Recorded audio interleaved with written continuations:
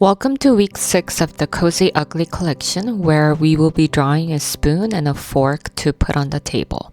If you've been feeling unmotivated, this might just help you. If you're interested, please keep watching. So let's start with the materials.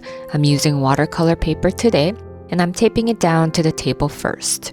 And for this project, I'm using my non-dominant hand the entire time. I found that using the non-dominant hand can interrupt some of the perfectionistic expectations that show up during art making. And that may actually help the nervous system relax a bit because the expectation shifts from making this good to simply staying with the experience. So I'm taking a gray color pencil and loosely sketching the outline of a spoon and a fork. They may look a little uneven or awkward at first, and that's completely okay. And honestly, this project felt very 60% to me. Not fully planned, not deeply meaningful, not technically impressive, just enough. So after sketching, I'm using gray paint to fill in the spoon and fork. You can use watercolor or gouache for this. And again, precision really does not matter here because we're cutting them out later.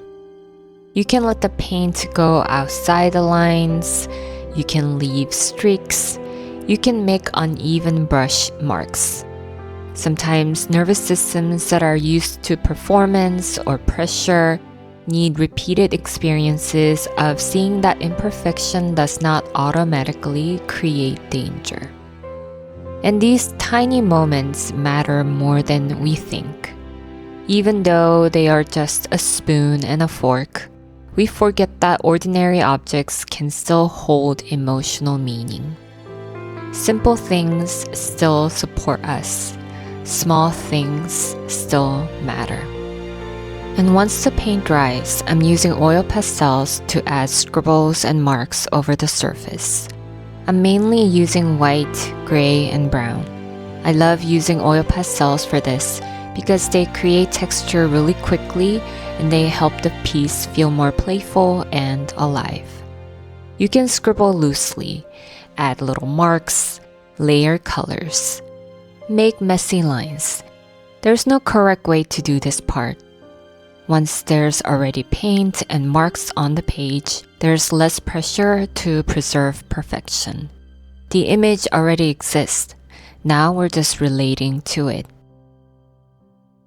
Lately, I've been thinking a lot about how difficult it can feel to begin things when some part of us believes we need to do them really well for them to matter. The nervous systems that have lived in pressure, perfectionism, overthinking, burnout, or chronic self-monitoring often experience starting as emotionally expensive. You may notice yourself feeling like you can't do something beautifully, intentionally, or correctly, then maybe you shouldn't do it at all. But the hardest part is not actually the task itself. It's the anticipatory tension beforehand. The negotiation, the resistance, the pressure, the fear of not doing it well enough. So what if we experiment with something gentler? Not zero effort, not giving up, but maybe approaching creativity at around 60%. Enough effort to begin, enough presence to make contact, without forcing ourselves into overfunctioning. And your motivation actually may come after contact, after touching the paper, after making the first line. After entering the experience before deciding whether we're doing it right. Because weirdly, once I started drawing these, I noticed myself naturally becoming more engaged. Not because I pressured myself harder, but because the beginning stopped feeling so threatening.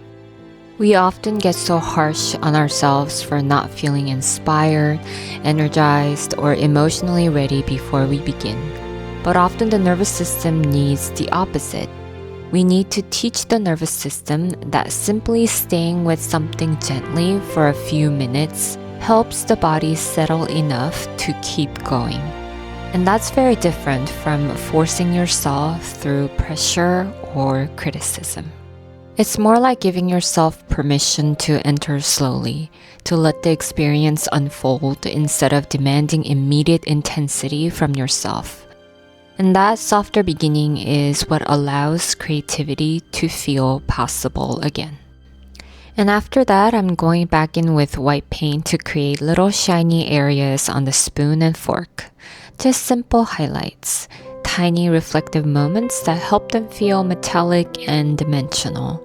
And this part doesn't need to be realistic at all. I'm mostly just noticing where light might naturally hit the spoon or the fork, and then loosely adding small brush strokes over those areas. Some of the lines are thicker, some are uneven, some barely look like highlights at all. And I'm letting that be okay. I think there is something very different about approaching art from curiosity instead of correction. Not constantly asking, how do I make this better?